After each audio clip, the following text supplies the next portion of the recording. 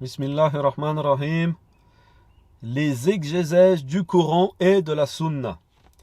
Il ne suffit pas de lire simplement le Coran, au risque de sortir les versets de leur contexte et ainsi de commettre des erreurs dans la compréhension du sens voulu.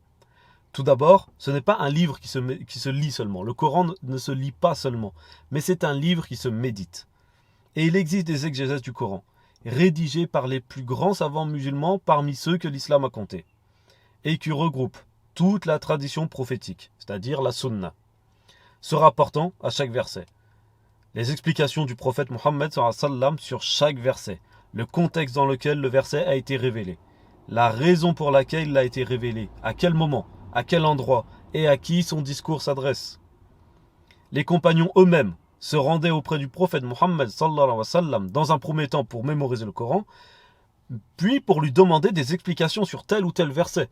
Les compagnons radiallahu anhu retournaient toujours constamment voir le prophète Mohammed pour lui demander des explications sur tel verset, tel mot, afin d'étayer leur connaissance.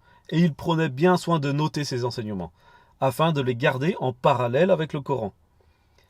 Et si tel était le comportement des compagnons radiallahu anhum, alors qu'est-ce qui nous prendrait à nous à prendre le Coran seul sans se référer à ces exégèses?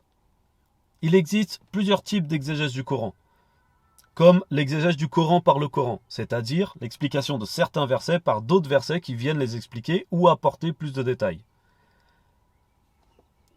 Aussi l'exégèse du Coran par la Sunna, c'est-à-dire l'explication des versets par les hadiths qui se rapportent à ce verset. Il existe aussi l'exégèse du Coran par la langue arabe, c'est-à-dire l'explication du Coran par l'étude grammaticale, syntaxique, les figures de style propres à la langue arabe, etc. Il existe encore l'exégèse du Coran par les paroles des compagnons et des pieux prédécesseurs, c'est-à-dire l'explication des versets par les compagnons radiallahu anhum et par les deux générations de musulmans qui ont suivi celle des compagnons. Et il existe encore d'autres types d'exégèse du Coran, mais ces différents types d'exégèse que je vous ai cités sont surtout utilisés par les étudiants en sciences islamiques et spécialisés dans l'étude du Coran.